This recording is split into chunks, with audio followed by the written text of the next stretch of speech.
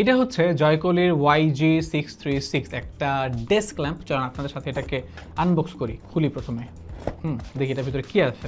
আপনাদের সাথে আনবক্স করতে না আমার খুব ভালো লাগে। ও পড়িস না, একটা কেবল ছিল ভিতরে, পরে যেটা নিয়েছিল কিন্তু আমি পড়তে দিই নাই। এটা দিয়ে বেসিক্যালি চার্জ দেবেন আপনি ল্যাম্পটাকে।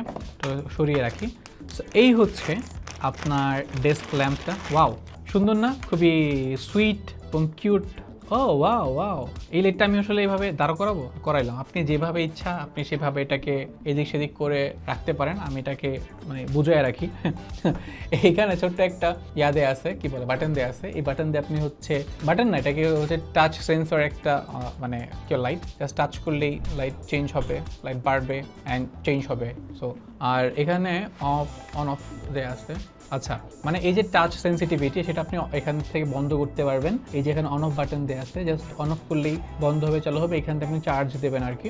আর এটা হচ্ছে একটা ইন্ডিকেটিং লাইট। সো বেশ ইন্টারেস্টিং একটা ল্যাম্প। এটা পাওয়া যাচ্ছে লিলিপুট শপে, চাইলে আপনি নিয়ে নিতে পারেন। ধন্যবাদ।